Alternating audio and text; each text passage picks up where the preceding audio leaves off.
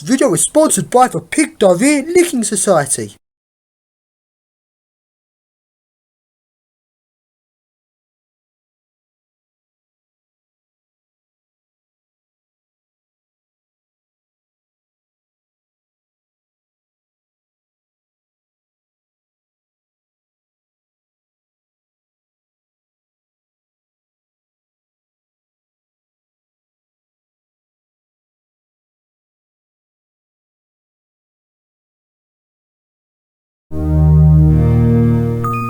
It's random lift tours, France, Belgium, Netherlands, mad cycling and camping adventure. Yes, random lift tour time. And here I am at Gillingham Station, about to get on the train down to Dover, and along we go to the first lifts. Oh dear. So nice to see this random lift tour's got off to a good start. What a total load of shit. So then on your Electro Star I go down to Dover, and here I am at Dover Docks, and just look at this awesome rundown grotty 60s building. But something is missing on the left. The departures building, it's gone. They've pulled it down. Really odd, probably because there's hardly any foot passengers go on the ferries from here. But it's just so odd, this whole place is weird. And as well as this, there's also a car park round the back that has this long spooky passage to get to it. I don't even know what's happened to this car park, but at least the Rivals building and the grotty car park above is still here. So long we go into the lift, and it is a generic hydraulic lift, but even though it's a generic lift, it's quite spooky and quite fun. And the top floor has been locked off. They've taken one of those big U-Has buttons and replaced it with a key switch. It is so odd they've completely locked off the entire top floor. But we all know there is a way. So then open up the lift, and yes, there's a light on top, and turn it on, and where's the light switch? I can't turn on the light. Again, another lift where no way to turn on the lights. I don't believe it. So along we go to the other lift here. This lift's in the original shaft from the 60s, and lift's been replaced to a generic, but at least this one is traction, and this lift does look quite spooky. So then open it up, and yes, there is a light. So then verify inspection mode, and the indicator just shows the floor it's on. It's Leicester controls. It's supposed to show a scrolling message saying lift out of service. Something doesn't seem right here. So can I do this, or is it not safe? Right, let's verify the stop button, and the stop button is verified, which means I won't be out of control. So let's try this. Will this lift move? Yes, it does. Up I go.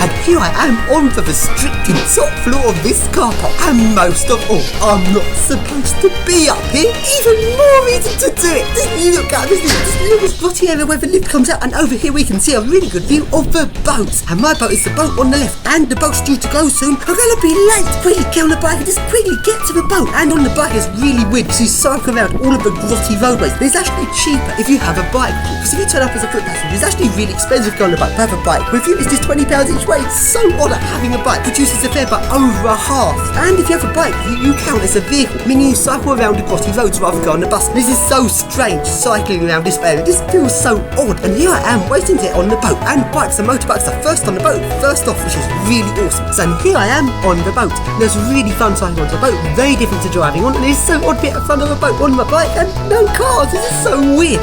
And close the door, and let's go film some lifts. I've actually been on this boat not that long ago, which is a bit disappointing. I'm back on the same boat, but last time I missed a lift, which is the lorry driver's lift. It goes non-stop up to the lorry driver's restaurant area. This is the last lift. Let's ride it. We expect a very good crossing with an approximate crossing time of 40 kilometers. As you now observe all those smoking signs on peg, stick your attention to the following safety broadcast. Thank you.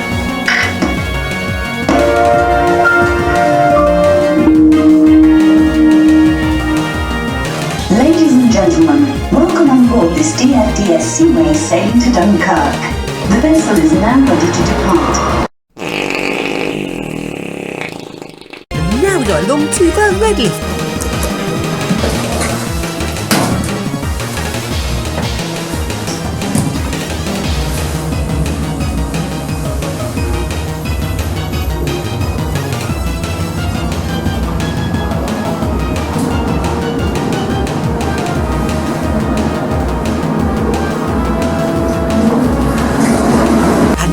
along to the service lift, which is locked off. But hey, I can open it up with triangle key. And just as opening it up, one of the staff came round the stairs and almost saw me. I almost got caught. Yeah, that was not good. So now we go on to the next lift, which is the green lift. But while I was filming this lift down in the car decks, there's a stowaway. And now we go along to the blue lift. This lift stops at the weird floor 3A, but there's absolutely nothing on this floor. There's just a turn in the staircase. There's a deck 3's like don't quite can't ride it. So 3A is just like an extra turn in the staircase. But the lift stops there. So weird.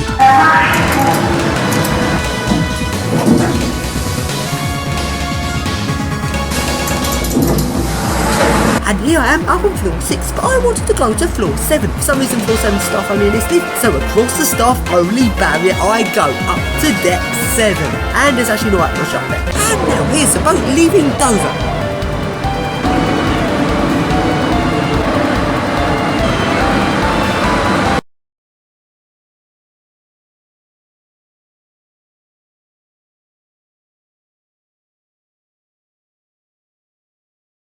Random lift tours will be back after the break. Stanner.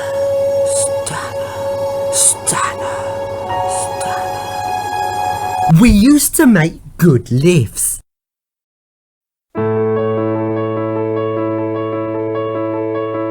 Sometimes there are just things you really don't want to do, such as your brother's wedding.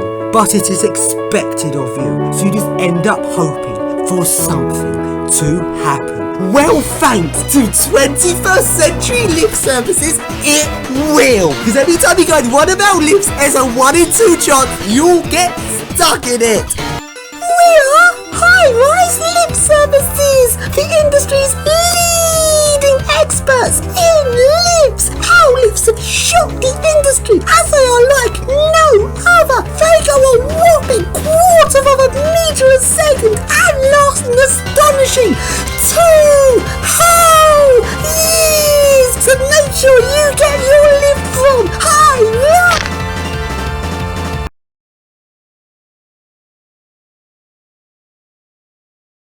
And now we return to random lift tours, and the boat has now arrived in Dunkirk in France. And off the boat I go, and the people in the ferry terminal are very unfriendly towards bikes because they don't like bikes for some reason, like gets in the way of how I like to run a ferry. They're quite rude here. But anyway, here I am in France, and everything in France looks so different to England. As one of the best bits about going to a foreign place, like all of the little details you're just used to everywhere are all so different. For example, road signs, the layout of the actual sign is different, the font, the whole way it looks is so odd. So coming up the ferry terminal, rather than going up the main road along, go to the little weird back road into the centre of Dunkirk. It's 10 miles into Dunkirk, and the little weird back road is quite weird. It's like it's quite empty, no man's land. And along it go to a oil refinery plant. It's like I'm in America rather than France. It's such a weird, very industrial thing. Quite interesting to look at.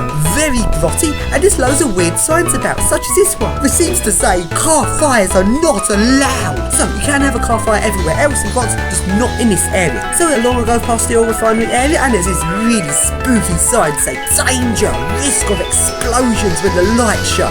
Really creepy. And along I go into Dunkirk. One of the real odd things about French roads is they have these equal priority junctions. They actually have these all across Europe. They just don't have them in the United Kingdom, and I'm really not used to them. But I think about France is they actually have these on major road intersections. There's 2 large roads crossing each other, both with complete equal priority and no traffic lights. When I got to these, what I wrongly thought was it's a bit like a mini roundabout. You give way to the stuff already on the junction. So since I'm driving on the right, that'd be give way to stuff on the left. But no, it's the other way around. You're only giving way to stuff on the right, which is so alien to me. I've never done anything quite like this. So along I go into the centre of Dunkirk. Then I have filmed a lot of the lifts here. Dunkirk isn't really that interesting, but here is a lift in one of the shops in Dunkirk.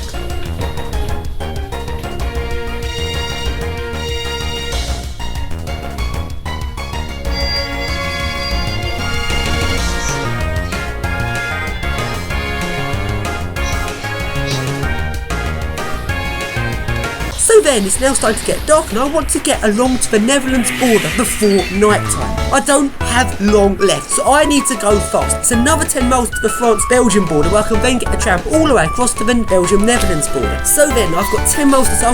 Right, let's go. And it's getting dark. And along I go to the France-Belgium border crossing. And look at this, this so clearly looks like a classic sort of old-style border crossing before all the border controls were removed many years ago. And you got to see here's the middle bit of the road. It must have been like a big checkpoint sort of thing here. And these buildings next to it all look like buildings doing the border control. Have all been sold off and all this shops and other stuff. Now, but really interesting. And now I go along into Belgium. And it is getting very dark now. And the trams don't actually run that late here. I'm going to miss the last tram. Quickly, cycle faster, faster. I'm getting really tired. It's actually quite spooky cycling along roads in a foreign country where everything looks very different and it's getting dark.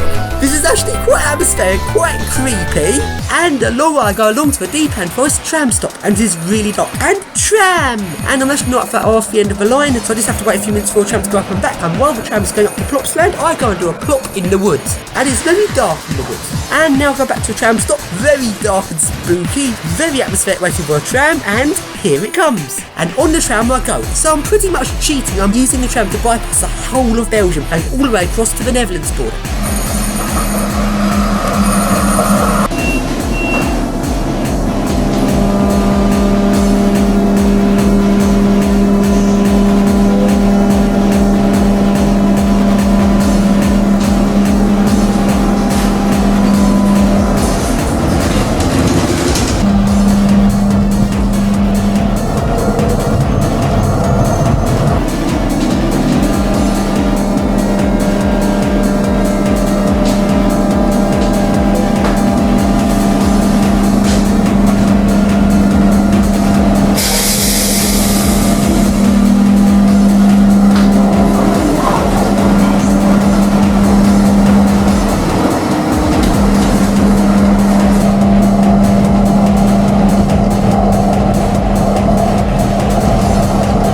I am at Knock, which is just a couple of miles from the Netherlands border, and it is now in the middle of the night.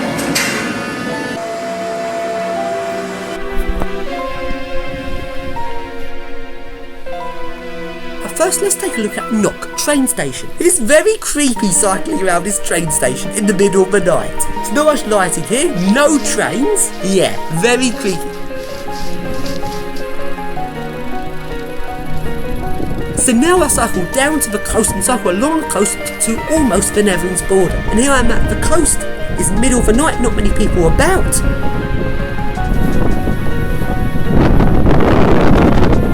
And I'm now leaving the lit area, so I'm now going right into the dark. And along I go to this weird nature reserve. Can't see a sodding thing because it's so dark, and that's about as far as I can go. So it's now time for me to put up my tent. That's right, I'm not going to any hotels. I'm doing an experiment to see how little amount of money I can spend on a holiday. So I've got a tent, let's put up the tent, and I've decided to camp on the beach. So it's very dark, can barely see what I'm doing. Just about managed to put up my tent, and what is that sound?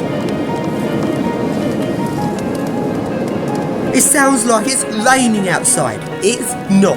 That is the sound of sandhoppers. I had no idea this beach would be completely infestated with them. It's about 1 o'clock in the morning. The whole beach is swarmed with sandhoppers. They all come up from beneath the sand to feed. Now my tent is in the middle of it. I can feel them all pitter-pattering underneath the tent. And the thing that really scares me about them is they jump like a flea with their back. They can sort of spin themselves in an uncontrolled jump. And I was actually quite scared because I didn't know if they bit. I was like inundated amongst them. I opened up the tent a little bit and loads of them just jumped in. It was like the whole beach was a swarm of sandhoppers. They settled down after a couple of hours. It was a very rough night's sleep, but at least I did manage to get to sleep.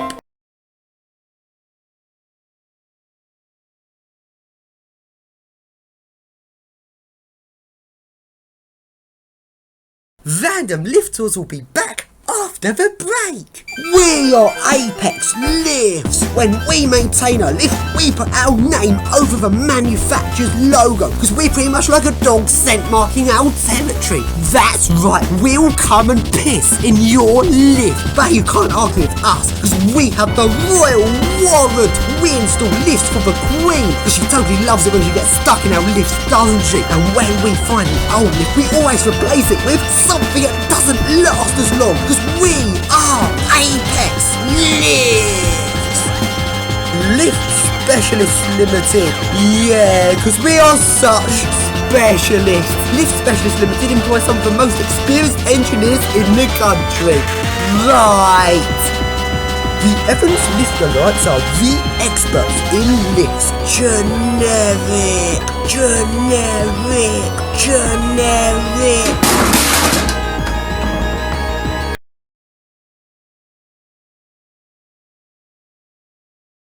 And now we return to random lift tours, and it's now morning. I wake up after a bad night's sleep, but at least I can now see again. And here is my tent on the beach. And here is the beach I've been camping on. Now it is now light and I can now see what it looks like. And now we go along into the nature reserve. Here's the nature reserve, and over there, just look at that statue. That is so creepy. And now we go across the nature reserve and into the Netherlands. Although I'm not entirely sure when I actually entered the Netherlands, because there's no sign marking the border. Here I am in the Netherlands, and the cycleways over here are just so awesome. I mean, the cycleways in Belgium were just amazing, but the Netherlands is even better. There's just cycleways wherever you go. There's hardly a single road without a cycleway in the Netherlands. In fact, in the Netherlands, there's less roads without cycleways than there actually are cycleways in England. That is how good it is. It is just amazing. And I long go to Kazan Bard, and I long go into a hotel and into the lift there, which is an 80s Otis.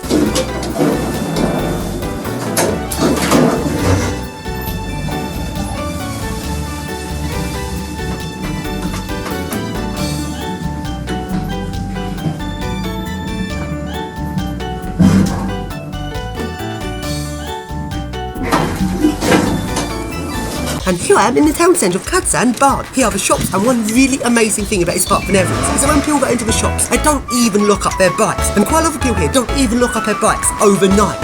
That is how little the amount of crime is here. It is just amazing, especially if you compare this to where I come from in Chavy Old Gillingham. Everyone in the Netherlands is just so friendly. And now, I'm now cycling 6 miles southwards down to Oostburg. And now let's take a look at some of the cycleways. For example, this road here is like just a country road going across this countryside, and it has cycleways each side. To me, this is just amazing. There's this many cycleways. But to the people in the Netherlands, this cycleway I'm going on is actually a really crap cycleway. Because what people in the Netherlands are used to is completely segregated cycleways like this. Not a single car about. This path is just for bikes. This is just amazing. These segregated cycleways go all the way across the country. It's just such easy cycling. This is just so amazing that cycleways are this good. And along I go into Oostburg. And here I am in the town centre of Oostburg. And it's a really nice place. There's loads of little shops there, although there aren't actually any lifts. So along I go into Oostburg Hospital and into the lifts there, which are some really awesome Star Lift Vubergs. And I've never actually been in this sort of lift before. Let's ride it!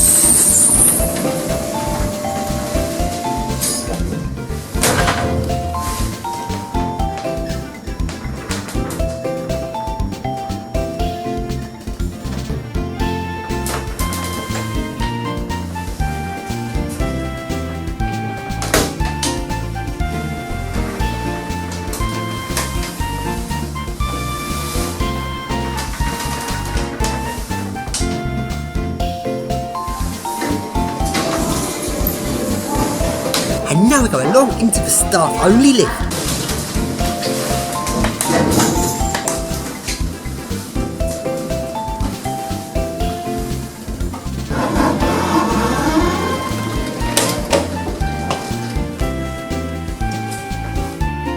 And now I carry on cycling along the Netherlands, and one thing you see a lot in the Netherlands is windmills. And another really interesting thing is these litter bins. It's like just a net where people throw in their litter. And now I carry on cycling southwards down from Oostburg along some of these awesome Netherlands roads, and I now go back to the Netherlands-Belgium border. And it's not actually that much marking the border, it's literally just this border stone. That's it, that's all there is telling me I've crossed the border. And here I am now across the border, back in Belgium. And now I cycle southwards across Belgium, and I was hoping to go down to Ghent. Although what I didn't realise is this is actually a lot further distance than I thought. I was looking at a map, so everything looks a lot closer than it actually is. Well, this is the distances shown on maps, so it should be obvious how far everything is. But just everything's quite a long way spaced out in this part of Belgium, and I didn't realise how far it was. So yeah, I was cycling along for a very, very long way. I got extremely tired. But at least the roads here are really nice and really easy to cycle along. Though there aren't actually cycleways on all the roads over in Belgium, the roads around this part are still really quiet, and it's like I'm cycling along the middle of nowhere. And along I come to a little farm. And one thing about this area of France, Belgium, Netherlands is that there's loads of very small farms about. It's like animals in little pens, and a lot of these animals actually tame, like these really cute sheep. And when I went off and left them, they started making loads of protests because I hadn't fed them. And then we go along cycling along Belgium, and you get these little country roads with rows of trees going along. And along I go to this river, and this bit really does look amazing. Just look at this river with rows of trees going along. It's like these long, long boulevards of trees. So now I carry on cycling downwards, and I cycle for a very long way, much further than I actually thought, and I kept cycling until I was getting extremely tired. And I've cycled over 20 miles now, and I don't usually cycle quite this far. I'm now absolutely exhausted. Just when I got to this point, that's when I thought I can't go any further. I was absolutely exhausted. I didn't feel like I could cycle another mile. I just had to give up. It was just too far. I did not realise it was quite that far. So I'm in the middle of nowhere. I'm completely exhausted. This was not good. So at this point I decided to cycle westwards to Malgem. So along my cycle, which was still quite a long way, I think it was almost 10 miles, I did it painfully slowly because my legs completely ached. I cycled along this really small little road, and it was a long way. And at this point I was so exhausted I just collapsed in the middle of nowhere by some cows. And here are the cows. They're all staring at me. They looked friendly, but when I walked over to them they all ran away. So here I am, completely exhausted in the middle of nowhere. So after an hour I just about managed to carry on cycling. I just made it to Malgem, and here I am in the town centre. So then along I go to the lift in the town hall, which is a really nice fishing club, MRL. Let's ride it!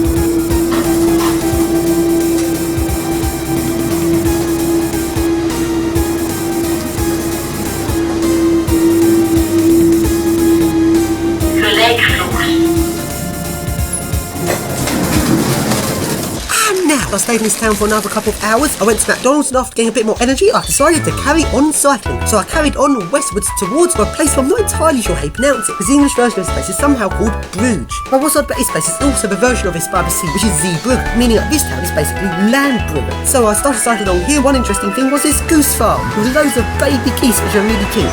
And now it's now starting to get dark, and I'm now completely exhausted because I've cycled 40 miles today. I am so exhausted now. So along I go into a wood, but there is a problem, which is I don't want anyone to come across my tent while I'm asleep in the middle of the night. I'm just really scared to fill up my tent somewhere and it being discovered. Last night on the beach, it was like middle of nowhere, but here it's like loads of people about. So I walked around this bit of wood for a while, trying to see if there's any bits of it where no one went. But I found this path where no one was walking, because this path goes into a closed area of the wood. I did think about actually putting up my tent in the closed area. I'm very glad I didn't, because it was closed for a reason. So I put up my tent here on this path. I could hear quite a few people about, but when it went completely dark, there was no one about. There was no reason anyone would have to come up here, so I thought I wouldn't get disturbed in the middle of the night. Let's just listen to what sounds we can hear.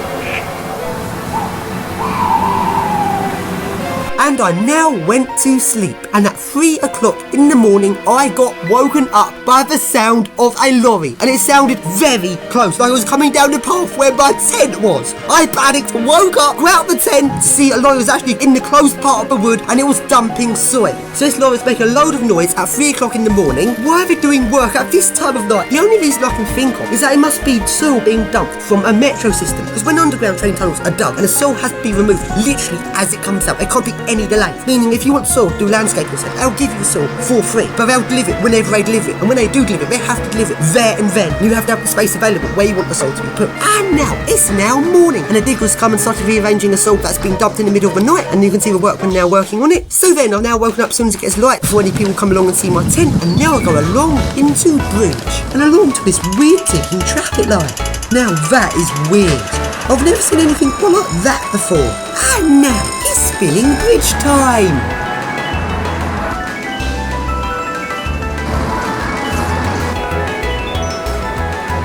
And let's take a look at some of the cycleways in Belgium. As well as having completely dedicated cycleways, they also have cycleways where cycling on each side of the road, and you cycle on the correct side for which way you're going. And as you can see in this little video, I'm cycling the wrong way. And these cycleways red this is when a car wants to turn right into a side road, so cutting across you. The cars actually have to stop and give way to you. Now that is just amazing. And now, while Eagle Owl has gone and got himself stuck in some lift doors, I go off and film the lifts in Bruges. And now to the first lift, which is a nice 90s fissy.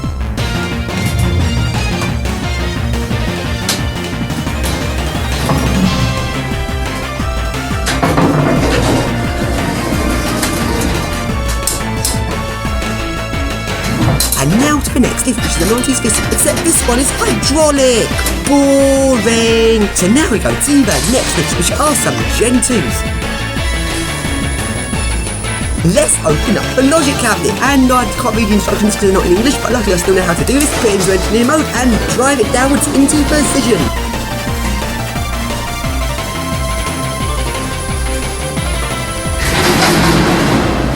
And let's open it up. And where's the light switch? Once again, no light switch. The light switch must be down in the picture. I can't open it up down there because it's too busy.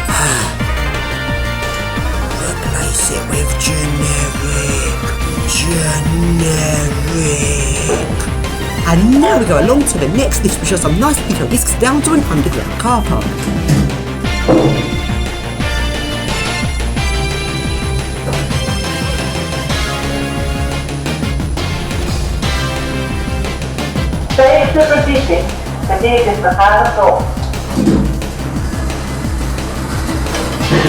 And now, there's quite a few crap lifts here, but let's just cut out all of these and move straight on to the awesome lifts, such as this old Otis. Now, this is just completely epic. Just take a look at this.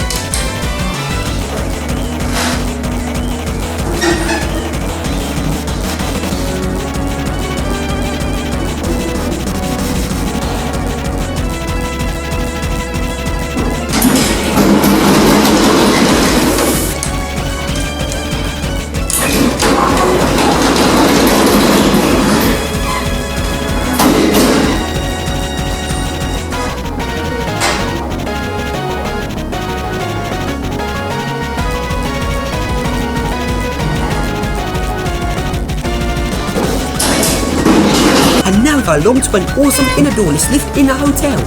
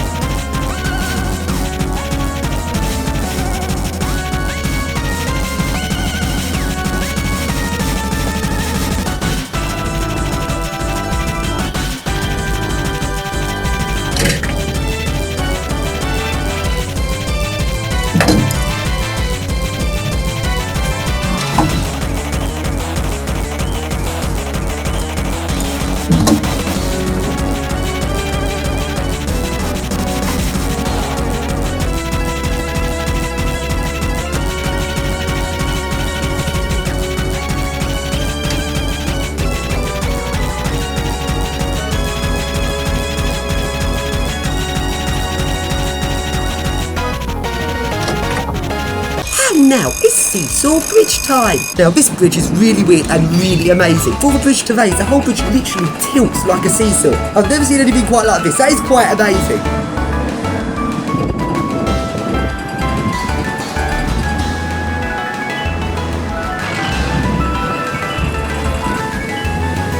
And now we go along to a totally awesome 1960s relay controlled theme lift.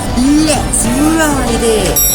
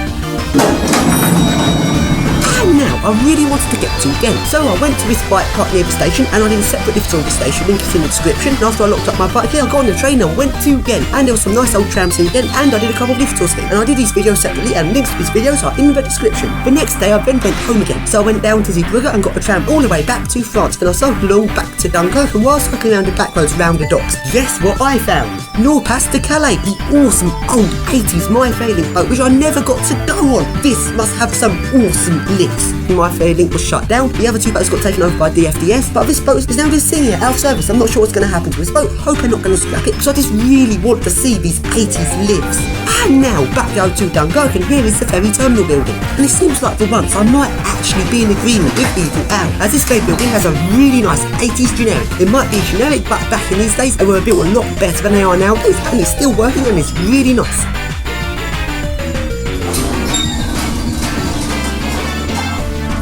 Replace it with generic. Just because it's an old generic makes no difference. I'll replace my own generics when they're a couple of years old because they're built with planned obsolescence. I will replace everything with generic.